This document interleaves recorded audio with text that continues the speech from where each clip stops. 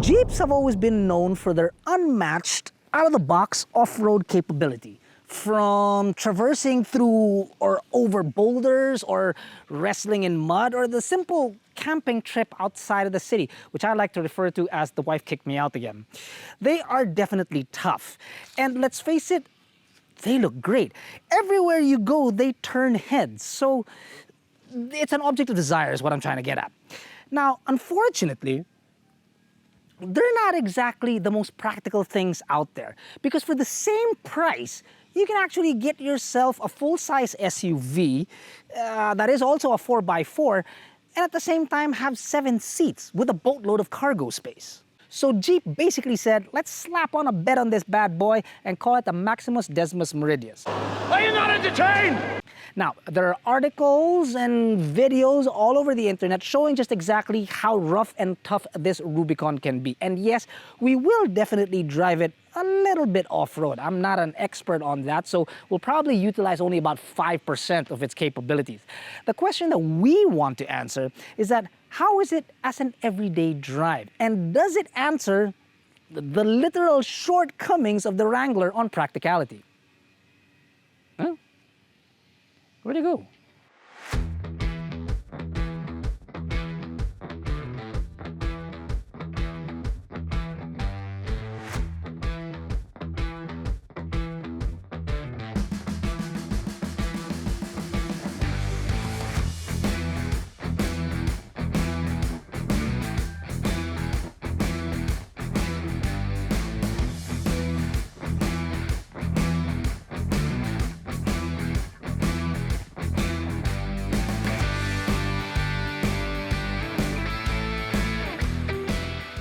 Do you need help purchasing your car insurance?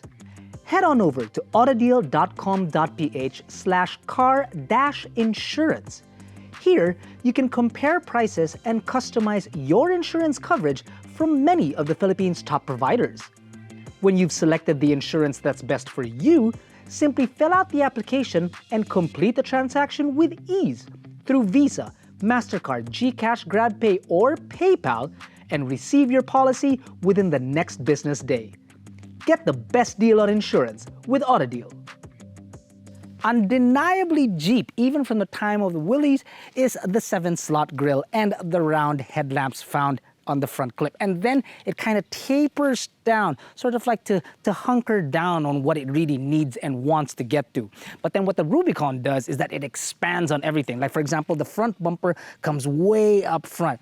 It's not metal though, it's plastic, so that just means it's durable. And then you've got your fog lamps down below. Here on the fender, which kind of edges out as well, it's sort of like showing its presence, is the DRLs found here on top, which are white, and then underneath that it's half and half, because this part are your indicators. Also, if you are wondering, these clips that are found on the hood, do they actually work? Yes, they do. This is actually what keeps the hood down. Well, and also the latch inside. Now, impressive as the front clip may be, some people may argue that the tires aren't really that impressive. But I'll tell you, these are actually 17s on 75 series tires. So the entire diameter of tire and wheel is 33 inches. Man, that is massive, with disc brakes all around. So too is, check this out, the ground clearance. 280 millimeters of ground clearance. I could pitch my tent under here. Jack could pitch his tent under there and he'd fit snugly. Now, the wading depth, interestingly enough, is not this 280 millimeters. It's actually close to about 30 inches, which puts it right about here. Now, when we're saying 30 inches, that's like when the Jeep's not moving at all in a river, so to speak. But if you were to cross that river, you could probably splash as much as up to here of that water. Speaking of river, you like that segue? The name Rubicon actually is a river. Now, it wasn't named the Rubicon till about the mid to early 1930s. What it was originally known as is a name that I can't pronounce. But what makes this river famous is that Caesar himself crossed it back in the double-digit ADs, or BCs rather. I'm sure he would have had a hell of a lot more fun had he done it in this.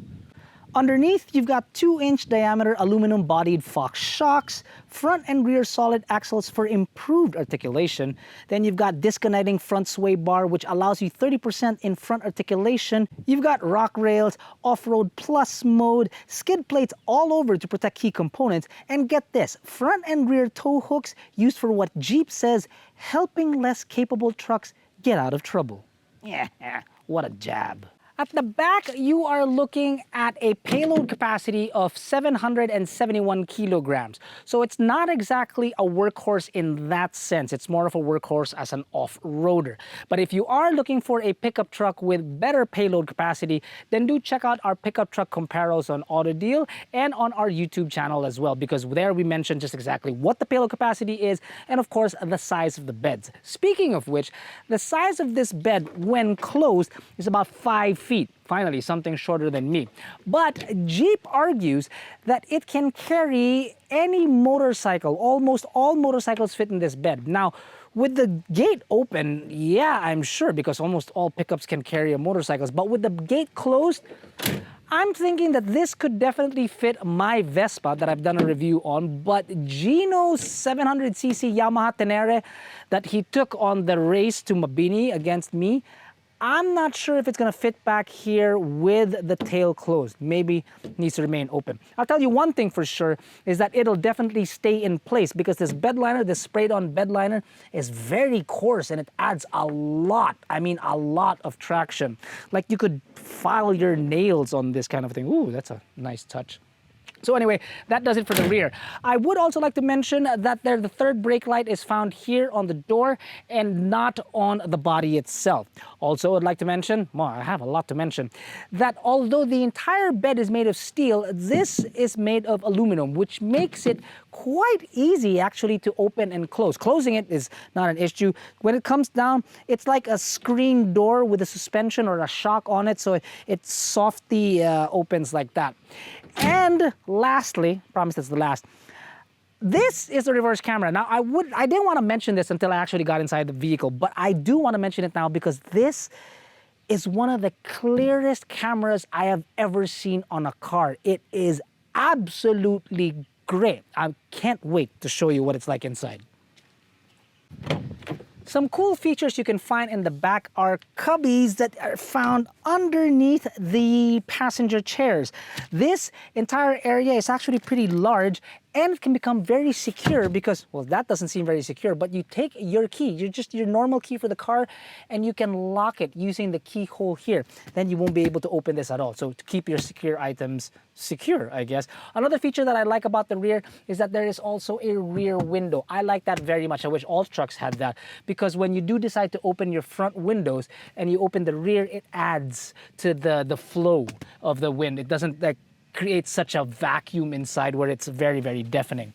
Now the seats themselves, for a person of my size, and that is my normal driving position, it's actually quite comfortable. You can't retract it, but these guys actually do tilt. The headrests actually do tilt. For what reason, I am no sure, but at least it's there. And if there is a fifth passenger, my size fifth passenger, I don't think will be very happy, but it is plausible because although the cup holders are getting in the way, so you would have to put your feet on either side and share with the other two passengers. And then there's of course the air vents that are in front of you that might cool your nether regions and they can become like frozen penguins. It's a bit, your seating here in the third is kind of upright, as if you're about to deliver a speech to Caesar himself. So, but as for passenger 3 and 4, yeah, it's actually quite comfortable. Amenities back here include, well, nets for all your pockets, be it on the door or on the seats, air vents. A quirk, window buttons are found here in the center and not on the door for a very good reason. And then, of course, the center armrest with 2 cup holders, but that's about it. Now, to get back to the window, power window buttons, they're there because this roof actually disappears, which is why the speakers are actually found on top instead of the doors, because the doors actually disappear as well, in the sense that you can remove it. It's very much a convertible kind of a car. The thing, though, is that I'd like to show you by removing this second half of the roof, which comes to about here, you can remove this and it just exposes the skeleton of the car. Jeep Philippines does this one very smart thing. When they loan you the automobile, they don't give you the tool to remove the roofs, which I think kind of sucks, but it's extremely smart at the same time, because if it were me, I'd probably return this car without a roof, and they'd be like, what happened to the rest of it? I was like, oh, I don't know, it came this way. You guys lent it to me. It's not my problem. Go find the roof. It's somewhere out in the mountains. Now, one of the biggest selling points of this vehicle is the roof itself. Now, unlike the rear, which is basically a 2-person job, or in my case, like a 7-person job, the roof up front can actually be removed by one person, because these panels come off one panel at a time. Now, not only does this panel, I don't know if I can actually do it from inside the car, but not only does this panel come off and the rear comes off, but you can tilt the windshield down as well. No other car in this segment can actually do this. So again, a very large selling point of this automobile. Now, this is not just your typical sunroof or sky roof. You really, really feel the environment when that roof is gone. It's actually quite liberating and damn cool. Now, that may be one of the largest selling points of this automobile, but so is the interior of this car, because it's got a lot of textures in here. It's a well-appointed automobile for something that's supposed to be a roughneck, so to speak. You've got good leather found up on top with contrast stitching, and then this color, this plastic color here, is actually just exclusive to the Rubicon. It's this nice red hue. It's got a nice red hue to it. Then the panel itself is very Jeep. You've got circles that mimic the lights, and then the square found for your infotainment screen mimic the 7-slot grille. Now onto the tech. This screen, like I mentioned earlier, has got one of the clearest reverse cameras that I've ever seen. It's also a touchscreen infotainment system, which is about 8.4 inches, and of course it's got Android Auto and Apple CarPlay, and a boatload of functions when it comes to off-road capabilities. I mean, you've got buttons and options up the wazoo. In front of the driver, I like the fact that you do have a digital screen in the middle that is your computer, which sets apart the analog gauges left and right. I like the fact that it's analog gauges because, well, I guess it's sort of like a throwback to nature kind of a thing, and it doesn't feel so robotic in a sense. A steering wheel that is very well weighted, not too heavy, with buttons on the rear to control the audio actually, which Jack absolutely loves. Then you got your cruise controls and whatnot. In the center, underneath the 8.4-inch screen, you've got your air controls and your buttons as well to turn on the system if you wish. You've got your power window buttons found in the center, again, because the doors do come off and you want to be able to put the windows up and down. The locking mechanisms are on the door, but I guess you don't need a locking mechanism when the door is not there. That actually makes sense. You've got your media inputs here, and then your 4x4 system here right beside your shifter, which is very girthy, I might add. That's one of the biggest ones I've ever seen. That's what she said, never mind. And then some more off-road mumbo-jumbo here, which is your front axle and your off-road plus and your sway bar, which we'll get to a little bit later. Truth be told, I am loving this thing when it comes to nature. Inside the city, well, that's another story. But for now, let's see how this thing handles off-road.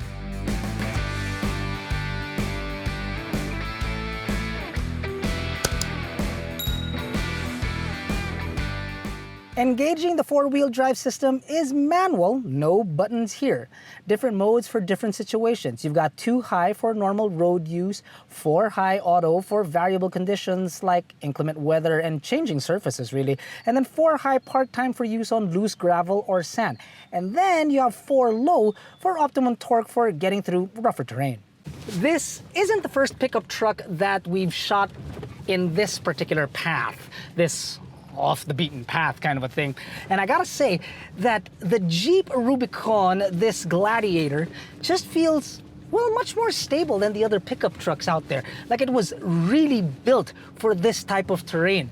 And the fact that, well, there is no roof and that's only 50% of it, it just adds so much to, well, the flavor of the pickup truck actually. It's like when you watch particular movies and they add small little shots of whatnot.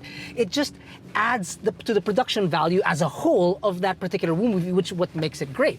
And that's exactly what this roof is like. The fact that it's not there while you're driving around with all this nature around you, it just, well, it just adds so much greatness to it. Again, something that just isn't available on other pickup trucks. I do have to say, what is available, definitely available in other pickup trucks or 4x4s, is a footrest or a foot anchor for your left foot. Now, I'm not sure if it's because I'm tiny, but there is nothing there to anchor me down. So it's all about keeping my fingers crossed and hoping that I don't fly out of my chair, kind of a thing. Now, again, in my hands, I'm only basically using about 5% of its capabilities. And at that 5%, I'm already having boatloads of fun. So I can just imagine what the professionals would be able to do with this automobile on even much, much harsher terrain than this. Man, that'd be fun to watch, wouldn't it? However, I have to add, the one thing that the Jeep has that may not do so well on the road is its single solid axle up front. Now, most cars or most pickup trucks will have independent suspension, meaning that the front tires will do about their will however they want. In this particular Rubicon, it's a single solid axle, which means that whatever the right tire is doing, the left tire is doing the opposite, and back and forth is seesaw. Now, what that does is that it allows you much better grip and much better performance on slower, rockier terrain, as we are right now showing you exactly what a single solid axle looks like.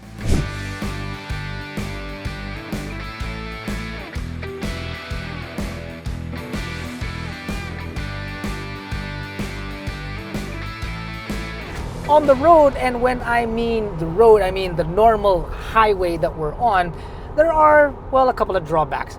Number one is, well, this Freedom Top, as we demonstrated earlier, that barely has any lining, any sound insulation.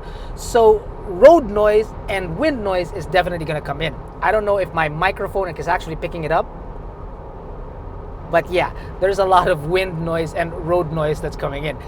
Not only because of the top, but also because, well, these are knobby tires. That's number one. Number two is, well, the solid front axle that we were talking about earlier, which is like super dependable and awesome when you're going over rocks and goodness knows what terrain. It's solid, it's well built, it's true, it's tried and tested. Unfortunately, on the road, it presents a little bit of a problem, especially on the highway. And mind you, I'm barely going 90 kilometers per hour. You'll find that you will have somewhat of an interesting time, really, just trying to keep the steering wheel or the car straight, actually, because of that solid front axle. I wouldn't say it's as bad as the steering wheel of a boat. Jack, what do you call that thing? Helm? The helm. It's not as bad as the helm of a boat where you're going like that. Or let's say, for example, black and white movies where somebody's in a car pretending to go straight, but their hands are doing this all the time. No, it's not that bad. But it is quite interesting, really. Apart from that, there are not much other compromises that you're going to give up because, well, it's actually quite a comfortable cabin. Sometimes it could be a little too comfortable because the road noise and the wind noise create this sort of like airplane sounding cabin inside the car, which to a passenger like Jack, yeah, it knocks him out in like 5 minutes. For the driver, it could be a little distracting unless you're rested well. I don't know, it could be just me. I mean, last night I did try to sleep early for this shoot, but at like 3 in the morning I was trying to Google how tall Jesus was, and well, here we are. Now, this, of course, being a Jeep, the windshield is not very large and the sills are actually quite high. So your visibility is, well, it's a little bit compromised. Compromised in the manner that the hood is actually quite tall. Although, like I mentioned earlier, the exterior, it's kind of tapered. You can't really see your fenders because they're low and wide. So inside the city, it may take some time to get used to. unless you're ready to rub everybody the wrong way. But really, it does take a little bit of time to get used to, well, the girth of the automobile. Under the hood, you've got a 3.6-liter proper V6 gasoline-powered engine mated to an 8-speed automatic transmission that produces 285 horses and over 350 newton meters of torque. Now, if you're interested on the highway figures, which I'm sure some of you might be, you can push it to about 10.5 kilometers per liter, which I get is nothing great. Even worse inside the city, you're doing maybe about 5.5, 6. But hey, it's a V6. So when you're crawling in traffic, you definitely do not feel the road, nor hear the engine actually, because it's a quiet gasoline engine. Here's the thing though, even though it's a V6 and I know I've got that much power underneath, I'm gonna slow it down here to about 80 kilometers per hour and then I'm gonna floor it. I'm gonna tell you what the power is like. And now that I'm 80, I'm gonna floor it. There's a lot of sound, but there isn't much push. Not like a diesel engine where it throws you back into your seat. No, this feels like it's much more linear. Now, it may not throw you back in your seat like I said, but the transmission is just really great. It's just so smooth. At the start of this video, we posed a question to see if this could be an alternative for the Wrangler. It's much more than just a Wrangler with a bed strapped on. It's got a reinforced body, so it's so much stronger, and then it's got components underneath that come from Ram vehicles.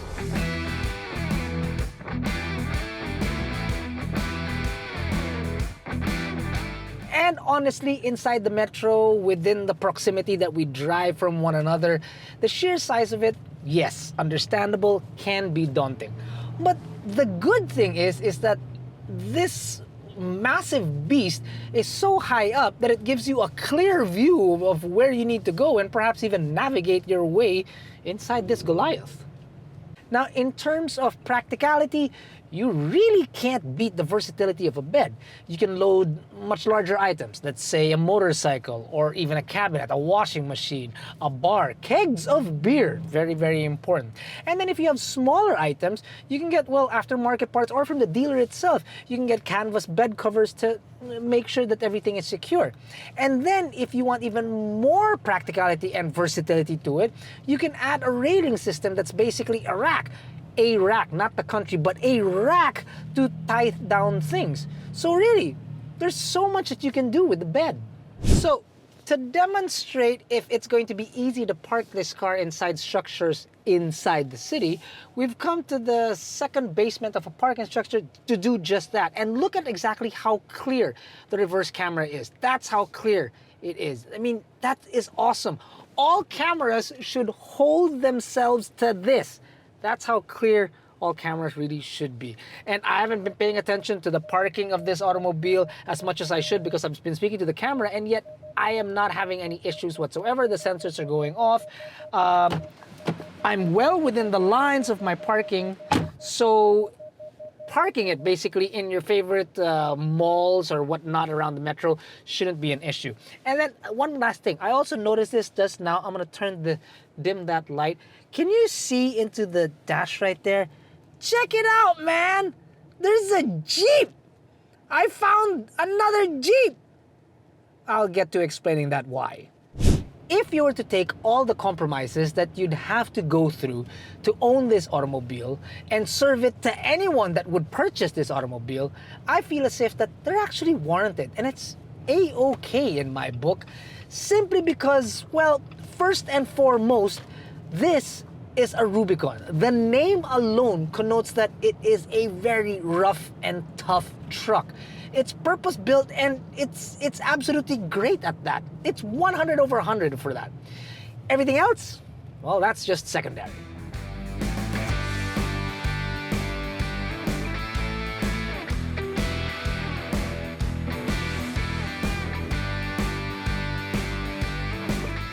Like when a much taller, much larger individual carries a tiny little dog, this Gladiator 2 has a cute factor to it, which is Well, the small little Willys Jeep that are printed all over the automobile. There's one on the windshield and I found one on each tire. We may have missed some, so if you know of any other prints that are found on the automobile, do let us know in the comments below. It's such a cute factor that I want to make sure that I get them all. The cute factor, however, that's actually where it stops because the price is 4,990,000 Philippine pesos, which, let's be honest, is really a tall ask. But this car is purpose-built. Now, I've used that term many times before, especially with the Ford Ranger Raptor, the FX4 Max. You know, that was purposely built too for terrain such as this. This, however, can take whatever terrain that's gonna go through for breakfast kind of a thing and still yet be plush and awesome on the inside. Nothing industrial on the inside. It's plush, it's leather, it's soft. It's very, very upmarket. Now, unfortunately, I can't believe I'm about to say this, but this car is definitely not for me. And truth be told, it's probably definitely not for a lot of our viewers out there. But to the right person that's willing to make sacrifices and accept the compromises that this car will get you, or rather give you when you're inside the city, and yet offer you all of this when you're out of the city, then it will be the perfect automobile for that particular person. And to be honest with you, sometimes I envy that person.